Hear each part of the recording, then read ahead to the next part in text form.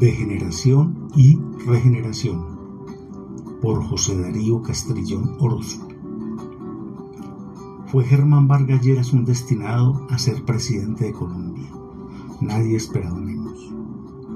Hoy la prensa llora su muerte y en esas necrofílicas lo arropan con atributos de estadista, algo que no alcanzó a hacer pese a su predestinación, pese a la riqueza en la que se holgó, pese a su entorno de poderosos, pese a que nunca le faltó ayuda, pese a sus viajes, pese al viento a su favor, nunca pasó de los cargos burocráticos que las influencias familiares le consiguieron, en los cuales tuvo un desempeño anodino. Contrario a lo que sucede con la mayoría de los colombianos, a él le sobraron las oportunidades y, pese a los atentados de los que resultó víctima, fue él mismo su enemigo. No alcanzó el talento para asumir la predestinación. La mediocridad fue el sello de su actividad pública. El sumo logro político no fue el cargo de vicepresidente, sino la creación de un partido de bolsillo, en el cual tuvo la mayor concentración de politicastros y, por lo mismo, la mayor cantidad de dignatarios presos, en competencia con el Centro Democrático, fundado por un personajillo surgido en las lindes del lumpen y que la intensificación de la guerra con las FARC sacó de la insignificancia de la bribonada. La intrusión de Uribe en la escena nacional marca un punto de quiebre en la tradición gubernamental, donde la figura de la presidencia de la República estaba reservada para unas pocas familias, acaso 20, y emparentadas entre sí, con escasas excepciones, porque se recurre a personajes de provincia cuando se requiere solucionar un problema mayor, tal el caso de Belisario Betancur, César Gaviria o el mismo Uribe. Este último, un sujeto sin pedigrí, mísero de sapiencia, sospechoso de todo, pero abanderado de plata o plomo, dispuesto a violar cualquier norma para conseguir sus objetivos. Demuestra esto que esas castas dominantes, omnímodas durante 200 años en Colombia, que se consideran dueñas del Estado, están en decadencia. La Carta Constitucional de 1991 también abrió espacio para que fuerzas alternativas participen de la administración pública y lleguen a los cargos de conducción en las diversas ramas del poder. Podría pensarse que tal decadencia se deba al exceso de privilegios. Nunca tuvieron que esforzarse para obtener algo, no pagaron servicio militar, estudiaron en un sistema que los promocionaba aunque no tuvieran méritos.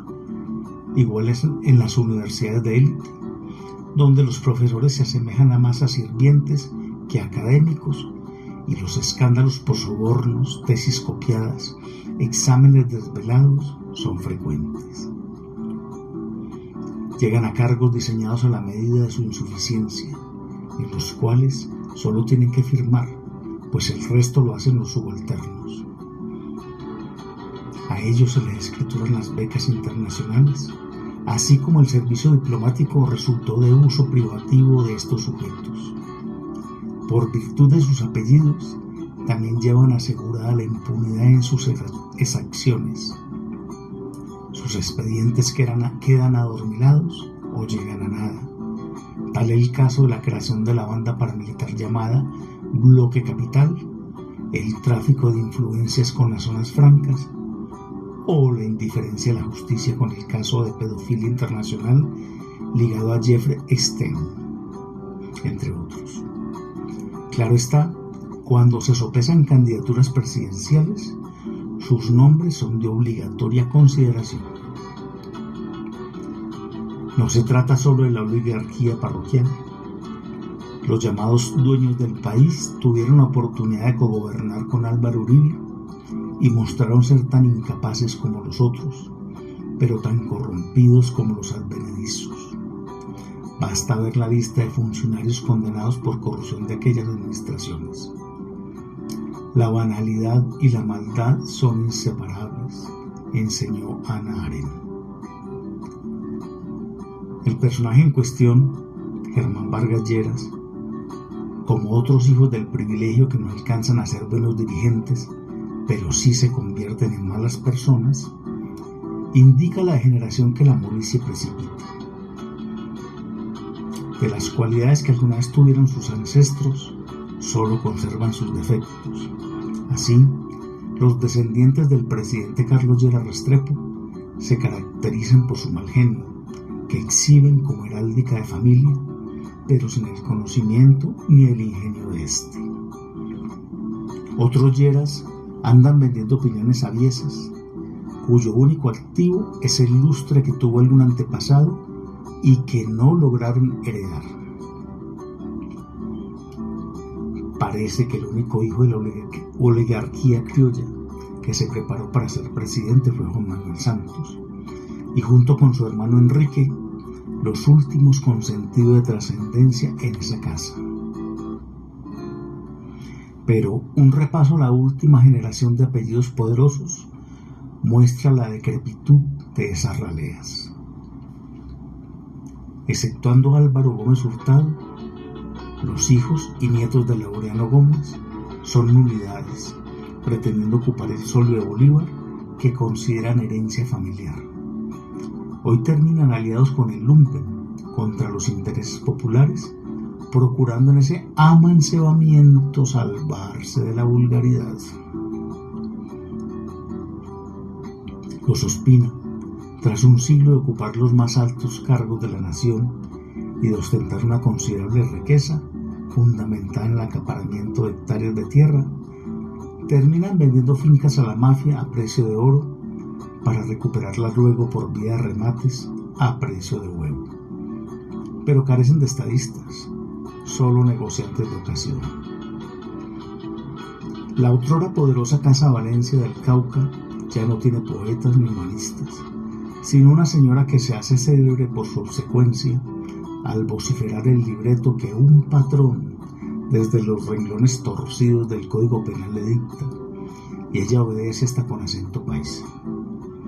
Se ufana de ser marioneta de aquel, de justificar sus canalladas y de predicar la causa de quitarle a los pobres para darle a los ricos.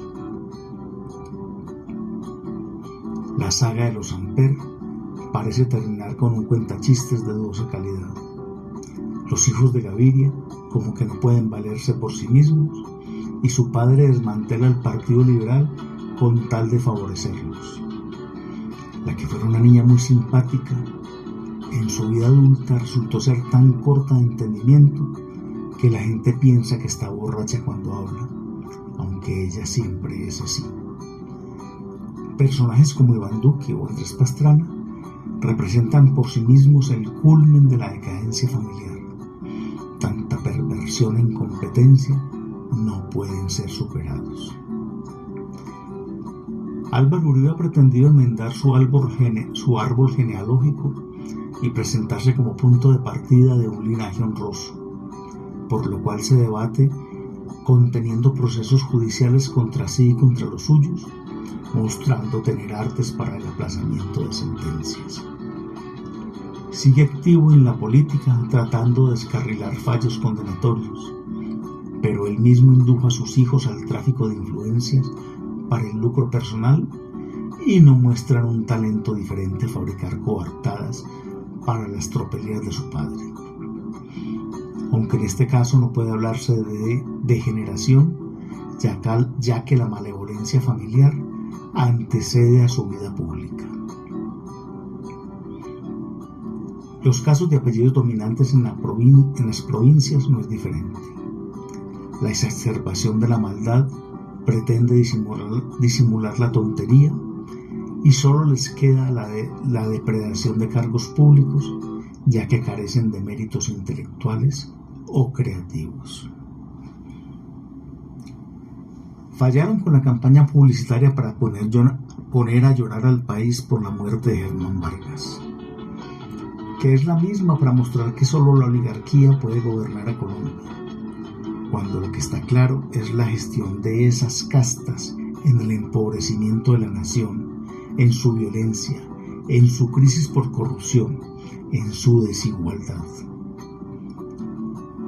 Enhorabuena, un gobierno popular ha sobrevenido a apartar esas rémoras de la historia patria. Enhorabuena, administradores surgidos de la entraña del pueblo empiezan a resolver los problemas nacionales. Enhorabuena, de la educación gratuita surge una generación forjada a golpes de estudio y esfuerzo que se apresta al logro del bien común. Enhorabuena, las víctimas de este país de injusticias toman las riendas de Colombia